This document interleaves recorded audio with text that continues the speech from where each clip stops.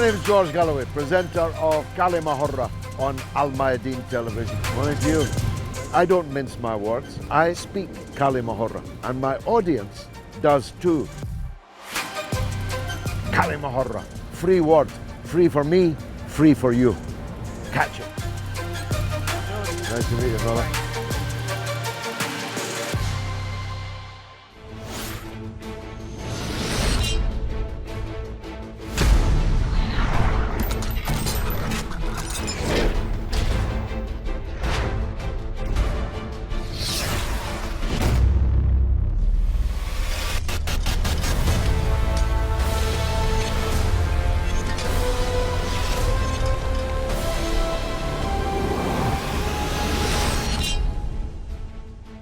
Welcome to كلمة with me, George Galloway, on Almayadeen television, coming to you from London, but discussing NATO, the North Atlantic Treaty Organization, which doesn't do what it says on the tin. When I was young, NATO was the US-European alliance for the defense of Europe, hence the name North Atlantic Treaty Organization. Before I became an older man, the NATO alliance was bombing and attacking European countries, and even now occupies a part of Europe in the territory they call Kosovo. In between time, NATO has expanded its purview almost across the entire world. Even Colombia, although the recent change of government in Colombia might alter that fact, is a candidate member of the North Atlantic Treaty Organization, and it is deeply involved in the attempt to taunt the Russians into an all-out European war in the Ukraine. It is heavily involved in the AUKUS alliance between Australia, the United States and New Zealand. Its tentacles are now everywhere. And so we're asking the question tonight, is NATO the problem rather than the answer to the problem of instability in the world? Many people believed, certainly of my generation, that NATO was set up as a counter to the Warsaw Pact. Only the older viewers will remember that one. This was the military alliance of the Soviet Union and its allies in Eastern Europe. But in truth, the Warsaw Pact was set up 5 years after the establishment of NATO as a counter to the American-European alliance in NATO. Many people in the western part of Europe still believe that NATO is somehow benign. Although if you go to the streets of Belgrade, you'll find a different story because, of course, NATO remorselessly bombarded them for almost 90 days, killing tea ladies in the television station in Belgrade and bombing the Chinese embassy. Not sure they'd be bold enough to do that nowadays.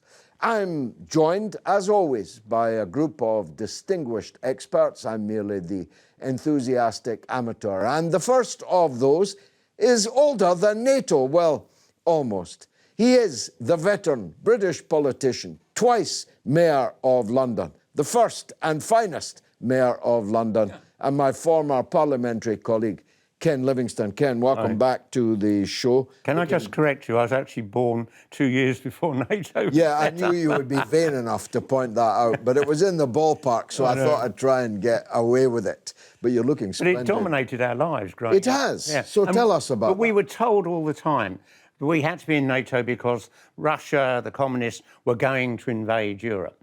Of course, that was never the case. Stalin had no plans to invade Western Europe. All he wanted was that barrier of states in the east on his border to provide protection because Russia had been invaded by Napoleon, by Hitler, and they wanted that protection. There was no plan to invade Europe, but we were all told that. I just grew up in that world where, literally kids were sent into the army, and all this threat that we were going to have a war with the Soviet Union, and it was a complete nonsense.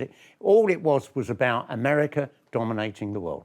That was the plan. When the real tragedy is, when President Roosevelt died just a month before the defeat of Germany, he'd got plans for a proper deal with Stalin to manage a peaceful post-war world.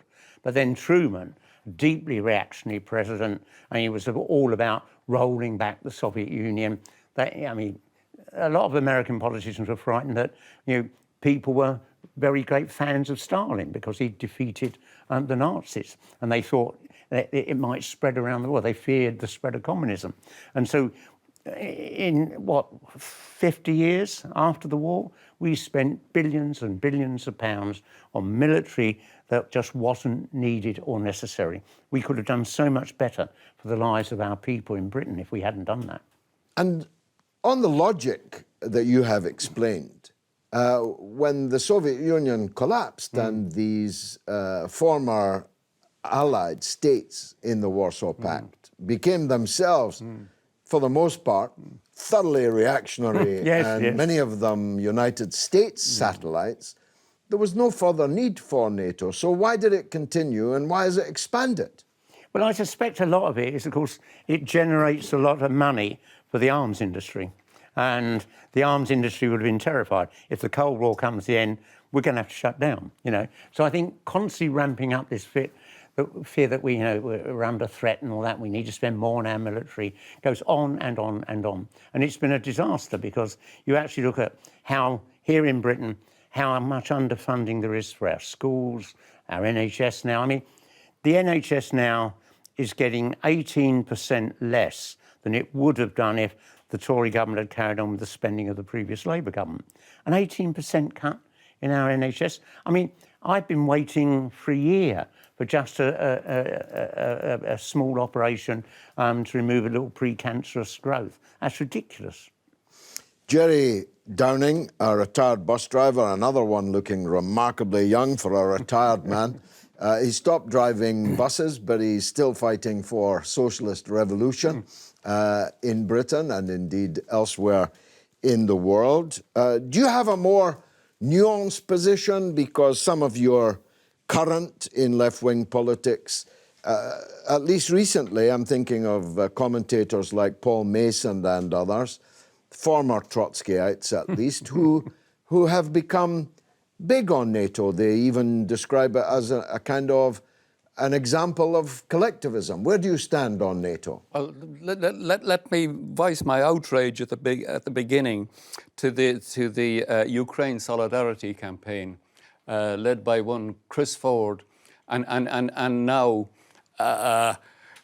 drawing in the Mandelites, the anti-capitalist resistance, the Sean McGamna's group, the Alliance for Workers' Liberty, and several others, and they are explicitly pro-NATO, as if, the whole Trotskyist heritage of wishing to overthrow capitalism, well, that was all gone. It's just a silly notion, and we should all forget about it. And now we should join with the forces that are trying to bring democracy and civilization to the whole world, which is what the Karl Marx called the civilization mongerers, who tell us that they will bring peace and justice. Well, the NATO has brought peace and justice and civilization to absolutely nowhere at all, that it has spread its tentacles. And it is, I differ somewhat with Ken on that. If we had different capitalist politicians, the course of history would be slightly different. This is true, but it would be fundamentally the same. The drive to World War III is inherent in the nature of capitalism itself. It is not something that's thought up by Donald Trump or Joe Biden or anyone. It is the push from the bottom, the crisis of capitalism, the falling rate of profit, the inability to develop their profit, and now the greatest thing that's the push towards World War III is the fact that actually the sanctions on Russia have backfired spectacularly. The Russian economy is now doing better than it was previously, and the backlash is in the economies of Europe and the United States. It is there where inflation is increasing. It is there where the whole cost of living crisis is developing, and the very domination of the world by the dollar is now seriously in threat. That is, and Russia has managed to sell its oil unbelievably to countries with rank reactionary leaderships like India and Saudi Arabia, much of Africa, etc. It is exporting its oil to these regions, and it's finding its way around the sanctions. So these sanctions have backfired spectacularly on the system itself, and that is the fundamental drive to war. It is within the system itself, not just the actions of politicians. Patrick O'Regan, another veteran socialist campaigner, newsman, a former editor of the Newsline newspaper.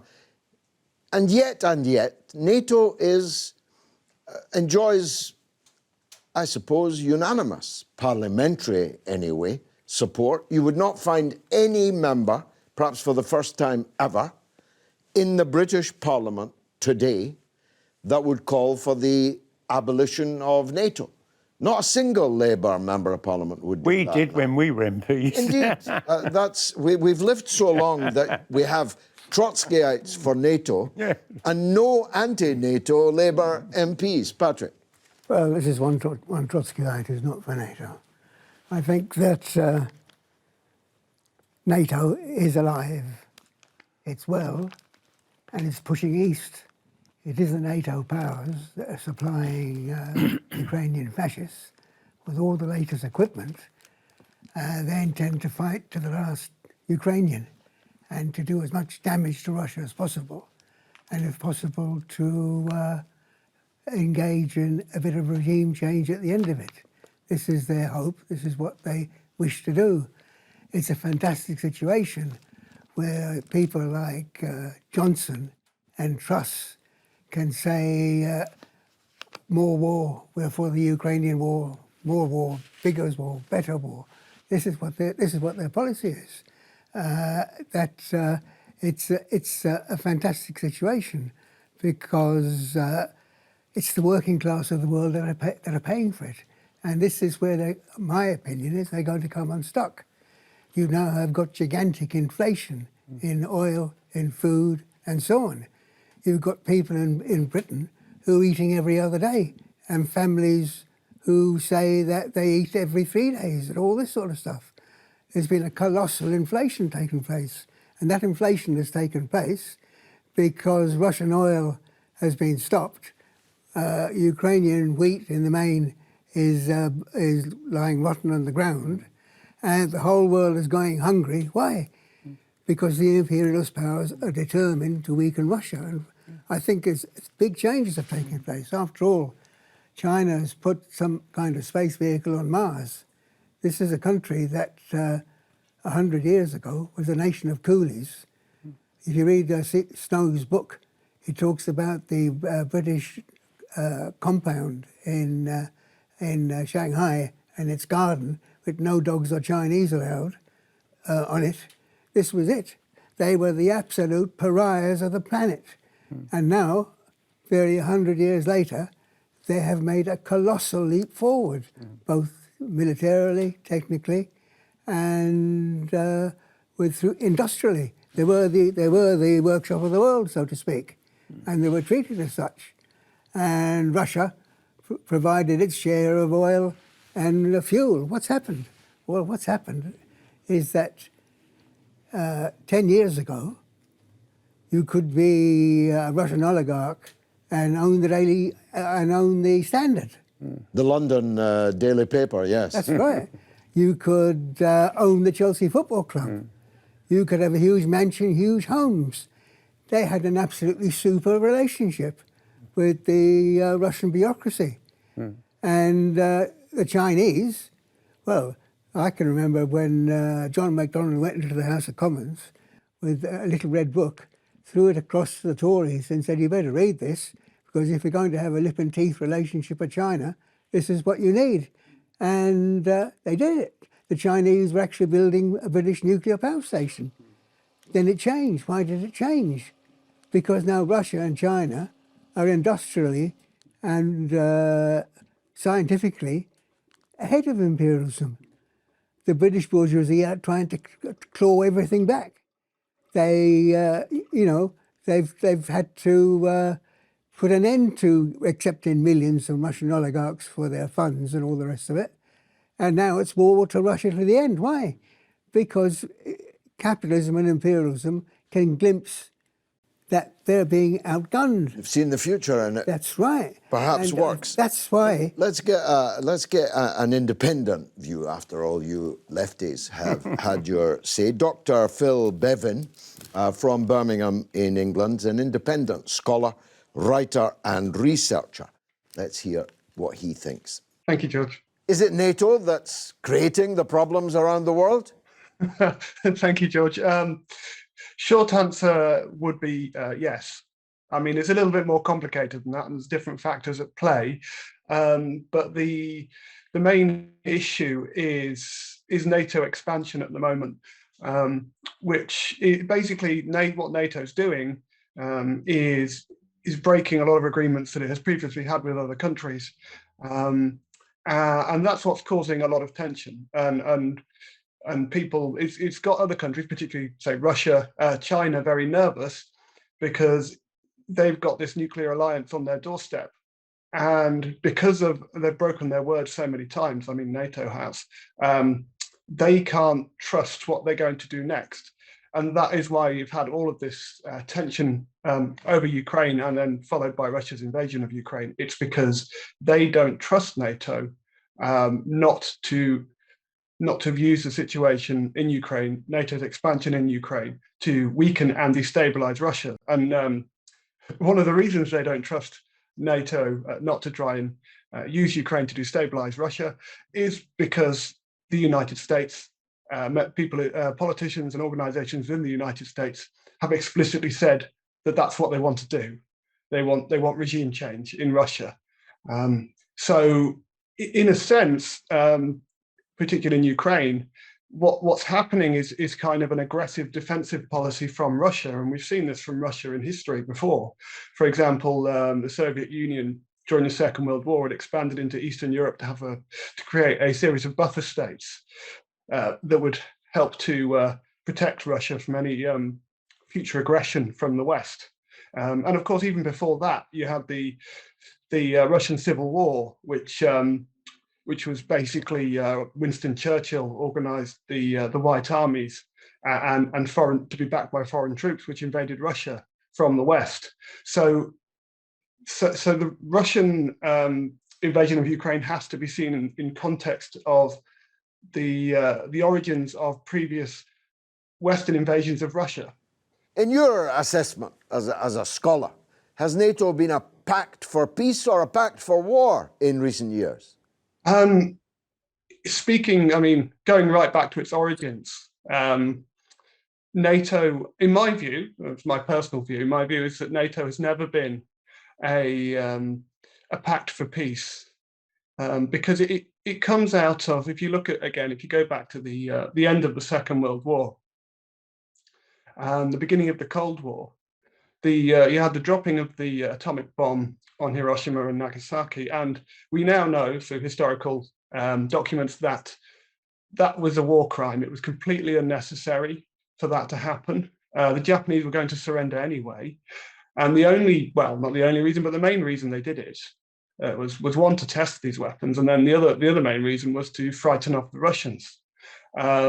We also know, thanks to leaked documents, well, not leaked documents, but historical documents that have now been released and are now available, that Winston Churchill had a plan, once the Nazis were defeated, to actually extend the war into invading the Soviet Union. And so it was also Winston Churchill whose friend Avril Harriman was a key Truman advisor and architect of the Marshall Plan. who proposed this idea of the Iron Curtain in his Fulton Address speech. And it was Churchill who really defined the parameters of the Cold War. And of course, I think I mentioned earlier that Churchill was behind a lot of the Western backing of the White Armies in the Civil War. So NATO was always about containing Russia, weakening Russia right from the off. And actually, you know, it's fairly common knowledge that the rationale behind NATO was to keep the Germans down, the Americans in, and the Russians out. And that is what it's for. 30 countries are in NATO now. 21 are on the candidates list. How far is NATO going to expand? Thanks, Josh. It's a very difficult question because I mean, I think I can't predict the future, and I think it depends on how sensible people are. At the moment, you know, you've got Sweden and Finland joining, which isn't great because the NATO expansion now, it's gone far beyond even its original member states, and it was, as I've said before, I believe it was aggressive then, and to expand is actually to further destabilize the international situation. So we've got to remember that primarily it's a nuclear alliance, and the more countries you have involved in NATO, the more likely it is that there is going to be a nuclear war, which is the end of life on Earth. So unfortunately, I don't think policymakers in the United States or here in Britain are particularly sensible or particularly rational people at the moment. So they are pushing for NATO expansion, and countries are joining in. So I fear it will expand. My hope is people will start to think twice, because actually what NATO expansion and the consequences of that in terms of sanctions and the shrinking Western access to resources means that the West is weakening now, and NATO no longer looks, well, to rational people, NATO would no longer look like a good prospect for the future. So I sincerely hope that sanity and common sense prevails, and actually people start to think again about expanding NATO.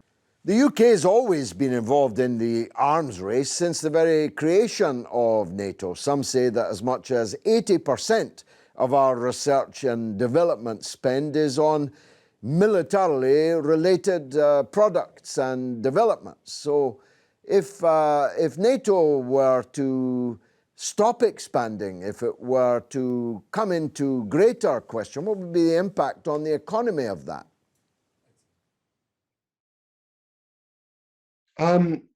I think actually massively. In the 1980s, for instance, when Britain, with Thatcherism, when Britain was transitioning, changing its economy, the one kind of manufacturing that didn't get obliterated was the arms industry.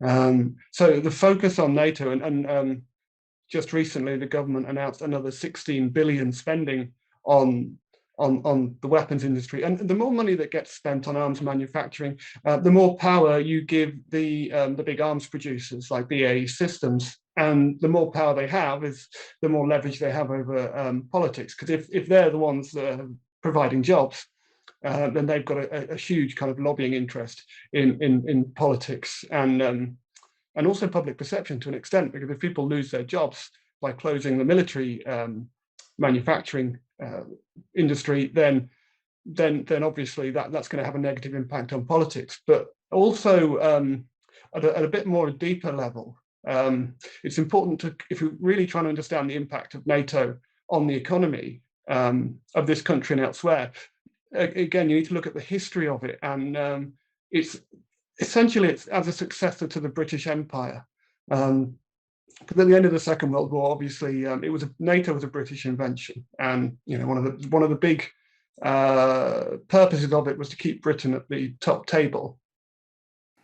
Well, keeping Britain at the top table didn't work out all that well. There's much more coming up after the break. Stay tuned.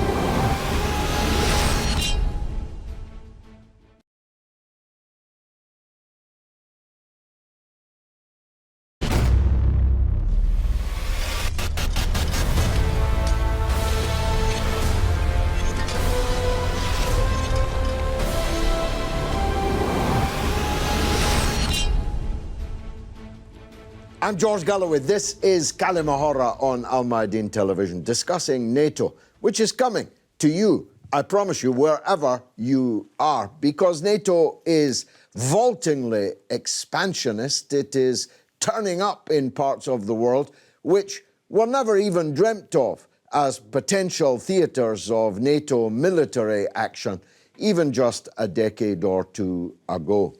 But Ken Livingstone, that wonderful phrase that NATO's purpose is to keep the Russians out, the Americans in, and the Germans down. The Americans have shown no signs of wanting to leave. You did get a brief America first, Donald Trump threatening, saber-rattling against NATO, but the Biden administration could not be more different from that. They are here to stay.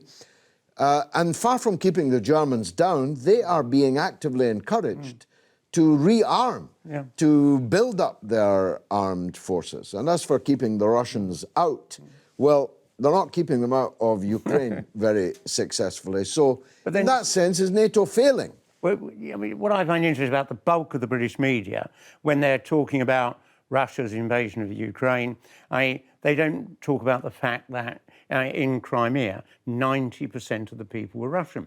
And that's why, that's what was behind that. Now, I don't support Putin, but I don't support what America's been doing either, all my life. I mean, you think about the war in Vietnam, 3 million Vietnamese killed by American bombing. All the Vietnamese wanted was their own independence, create their own state, break off from the colonialism. And that's the history. We grew up in a world where Britain and France dominated so much of the world through our colonies. We treated them appallingly. Unfortunately, we had to give up and withdraw, and they got their own control. But literally, if I think back, all those wars in our childhood where the people in one of our colonies were fighting for their own independence, and we didn't actually just step back and say, of course, you create your own country. It's not our job for Britain to be actually controlling big chunks of Africa or Asia. It was nonsense. And it is a disaster for the legacy of that. We should have had, as I said at the beginning, if President Roosevelt hadn't died, there could have been a really good cooperative deal between America and Russia. But President Truman didn't go through that, and millions are dead because of that. And the impact on our economy has been disastrous. Think of all the money we could have spent making a better life for our people if we hadn't been spending so much on our military. And billions on building nuclear weapons, which you're never going to use, because if you start that, we're all going to die all over the planet. Let's hear from Ireland this time, from Stephen Bell, who is a senior member of the Stop the War Coalition. Stephen. Yeah. In your view, Stephen, is it NATO that is the main cause of the problems around the world at the moment? Well, NATO is the organisation dominated by US imperialism to promote the interests of US imperialism and its allies. And the suggestion that it's a defensive organisation is belied by NATO's own history, particularly its recent history. I mean, look at the position in Afghanistan after 20 years of NATO intervention, a catastrophe for the people of Afghanistan. Similarly, the position in Libya, where NATO's intervention has resulted in destruction of what was formerly the nation on the African continent with the best living standards, according to Human Development Index. And now that's been destroyed. You have two governments, two parliaments, endless militias and open slave markets and so on. And this is what NATO has done. It attacks independent countries which refuse to accept the overall hegemony of imperialism, and certainly this is what NATO is continuing to do. Surely in 1991, with the breakup of the Soviet Union and its Warsaw Pact alliance going into reverse, really, that would have been a moment for the shrinking of NATO, if not its abolition. Instead, it became the moment for its expansion. The question is, why? Well, the expansion of NATO was done despite all the assurances given to Gorbachev, Yeltsin, and subsequent leaders, the refusal to accept Russia's legitimate security interests was best demonstrated by absolute failure to negotiate towards the end of last year with Russia, instead insisting the option of Ukraine entering NATO must remain open. And we recall 1962, the United States would not tolerate nuclear weapons on the island of Cuba and threatened to take the world to nuclear war because of that.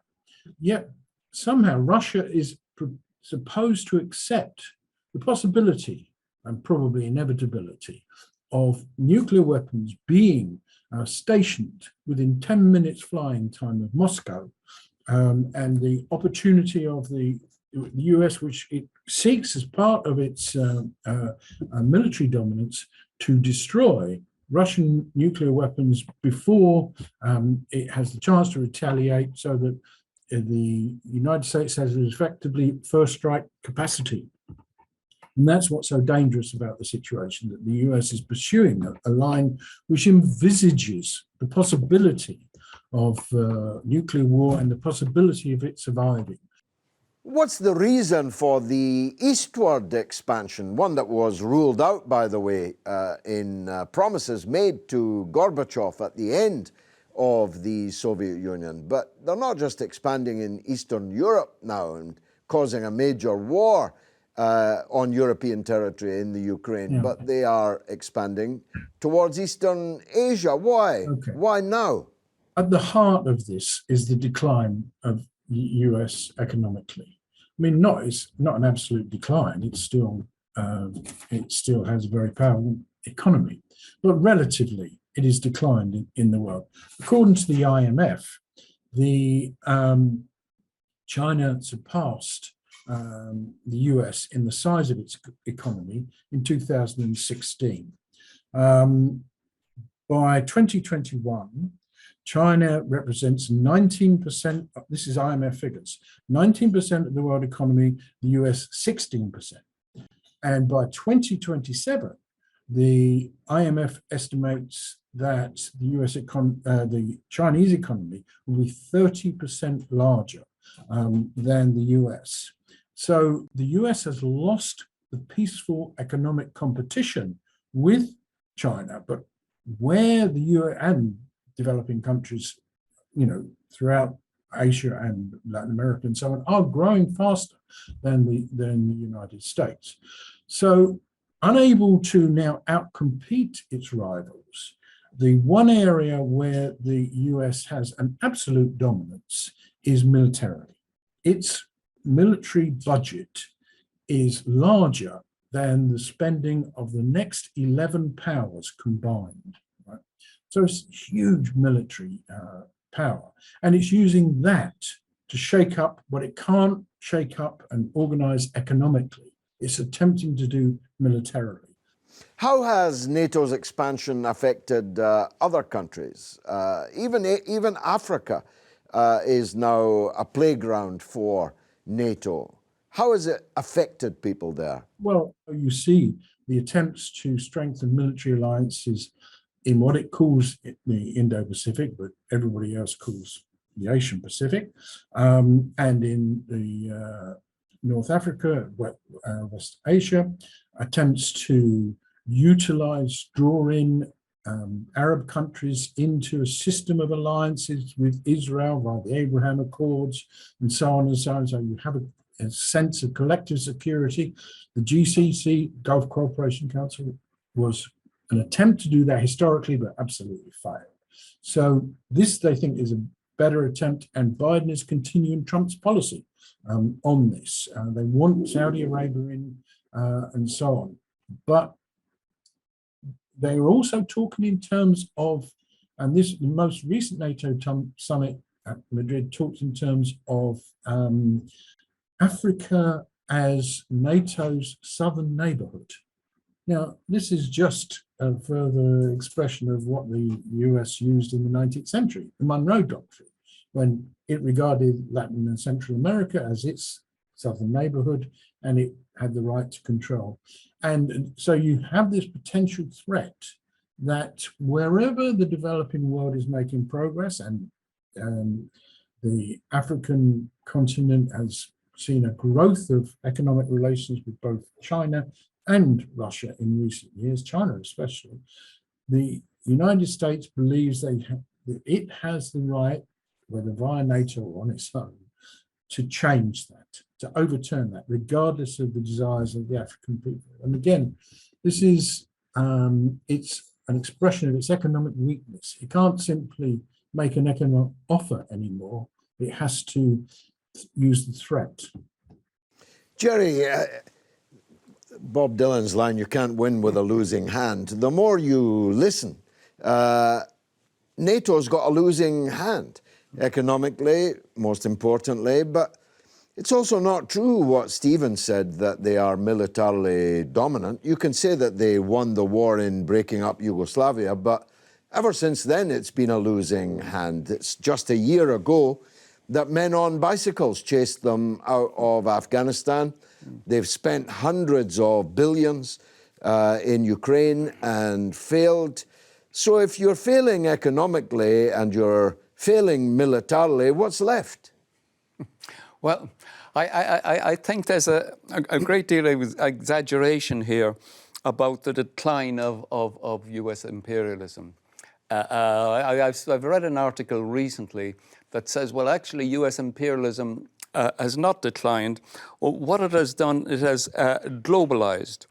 So the Chinese economy appears to be bigger than the US economy, but who actually owns the Chinese economy? What about what happened to poor Donald Trump when he slapped those sanctions on Chinese imports, and he had a huge backlash? Loads of those Chinese imports were actually exported by American companies based in China. So a whole section of the Chinese economy is actually owned by the United States, and also what's happening is that bringing the Germans and the French to heel. They have succeeded in doing that they stopped the Nord Stream 2 pipeline, but Germany and France do not like that. They are not at all pleased to be humiliated in that. And the big fear that they had, of course, was that Germany and France would bring the EU into alliance with Russia and China and outdo and that's something that may yet happen. The reason I'm making these points is that it does seem to me that, look, any kind of political maneuver you make has to be based on the real economic strengths. And in my view, you have to have a revolutionary perspective globally, or else you won't win anything. Patrick, a level of predestination, predetermination, worthy of Calvinism. Is World War III absolutely inescapable then? Of course it isn't. It's not inescapable. How are we going to escape it then? I mean, by Gerry's analysis. Well, yeah, there are some who believe that all is lost, kind of thing. But human beings have been in this position before, when different social systems have looked to be like ending of the world, but are actually replaced by higher orders. If you look at Britain today, for example, you've got a decrepit ruling class that can only continue by war in the Ukraine, and is desperate to hang on anyhow or somehow, and is having grave problems with the working class. I think Britain is heading for an explosion, because millions and millions of people are having their wages cut, they're having their lives changed, their children are suffering, and it's millions of people. And Boris Johnson and Truss and all the others say lift the sanctions on Russia and so on, so the world can get back to order. No, we must fight on.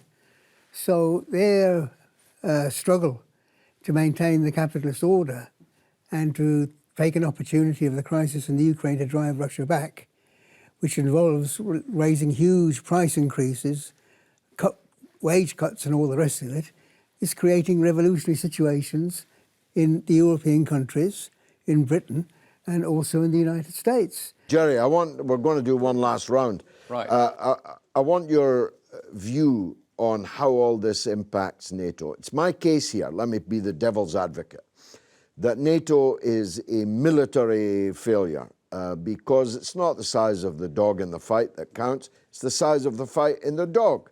The Afghans defeated vastly superior forces, vastly superior, and they drove them out of town like thieves in the night. The vast expenditure by NATO countries on the Ukraine war has turned into, as has been said by all of us, a backlash and an act of self-harm of hideous proportions, where we are suffering and the Russian economy is doing extremely well, thank you. So it's an economic and a military failure. Where then is the political response to that? I mean, in Germany, perhaps we can look forward to a change in government and a change in policy in Germany. They are on the front line, after all. But in countries like Britain, there seems to be almost absolute quiescence. If you went out now and said, vote for me, I want out of NATO, people would laugh at you. I don't know if that's true. I've seen a statistic that says that up to 38% of Tory supporters support these strikes. This time around, this strike is very popular. I think that the situation is hopeful and encouraging in the strike wave that's not just here, it's also in the United States, it's also in a number of other places that is coming. And the last point I'd make is that you have to differentiate as well. See, I believe in order to make a revolution, you have to have a revolutionary party. I don't think the Labour Party will ever be a revolutionary party, and I don't think it will ever overthrow capitalism. But I do think that as long as the unions are within it, that it is an arena for struggle, and it will continue to be an arena for struggle until there is a major break, and until there is you unite. Maybe I don't know, the G&B is a bit hopeless, but. I fear all these alphabet soups will be lost on our global all right, audience. okay. Patrick, I mean, it seems to me, and I repeat myself to some extent, that if not a busted flush, I take Gerry's point, imperialism isn't a busted flush. America is not a busted flush. It's not a paper tiger. It wasn't when Mao said it in the 60s. It isn't even now, but it is an old tiger. Its teeth are falling out. It's lame. There are new tigers in the jungle. They cannot impose their military will anywhere. And their economic performance is beginning to visibly fail. That must make you optimistic, no? I am optimistic. When you look at what's required as the World Party of Socialist Revolution to lead it. And there's now in Britain a situation where goodness knows what it's going to be like in 6 months' time. You'll get people with gigantic debts, you'll have no pay movements, all kinds of things, you know. So we're going to have something that, for the middle classes, will look like, make the poll tax movement look like some tiny little happening. There's a huge mass movement developing because the ruling class are determined to have at Russia, come what may, as a matter of life and death, whatever it does to inflation, whatever it does to prices. That's why working people are beginning to feel it. They're already attacking Mick Lynch, the RMT leader, because he won't condemn Russia in the Ukraine. they're saying this is not the kind of person that you want leading a trade union. There's a different people. Well, Ken Livingstone was ready to condemn him if Mick Lynch wasn't. So let's give Ken the last word. Ken, the economic situation is dire, getting more. People will be paying thousands of pounds for their gas bills. Yeah. Petrol and diesel unaffordable to many people who depend on cars. And they're not going to just stand up and do it. They're going to be doing things about it. The truck transport industry is suffering through increased costs. That's passed on in food prices. Shortages in the shops, shortages of fertilizer and all that. On the face of it, in the NATO countries, they've made a gigantic mistake. To quote again Chairman Mao, they have struggled mightily to lift a huge stone only to drop it on their own feet. Do you expect we're going to live to see a big change? Well, I'm very pessimistic about the future because no government's doing enough to tackle climate change. But let's just stick to the economy rather than zip off into that. I think there is a real risk that we are seeing inequality has doubled in Britain in the last 40 years. You and I grew up in that post-war world where inequality was halved. Every year, everything got better. I mean, poor people got better year by year. Councils were building hundreds of thousands of council homes and so on. Now we're seeing people left behind. I mean, the suicide rate is horrendous because so many people just have got no chance or optimism for our future. So I want to see the Labour Party become a genuinely more radical and challenging the abuse of power that we got in Britain with all the wealth going to a small elite. We need to look at that. And it wasn't just the Labour government after the war, it was then the Tory government under Macmillan. But it was the Labour government that formed NATO. It did, and it was a great mistake because they built into all that nonsense that Stalin was planning to invade the West and all that nonsense. But don't forget, America at the end of the Second World War controlled half the global economy. It set that agenda, and although that post-war Labour government did so much to make our lives better with the NHS and welfare state, I do think the biggest mistake they made was just going along with America's viciously anti-Soviet policy. So we now are in the situation where NATO is engaged or in pre-engagement mode virtually all over the world. In the Indo-Pacific, as they call it, Asia-Pacific, as it used to be called, they hope to lever India away from China and away from Russia, and that's why they call it the Indo-Pacific. In recalcitrant parts of Europe, like in the occupation of Kosovo, but there are sharks in the water, and I don't refer to the nuclear submarines of the AUKUS. The conflict with Turkey is something that we were not able to develop the argument today into, is a potential shark in the water. Turkey and Greece may well go to war, two NATO powers at war with each other. There are contradictions.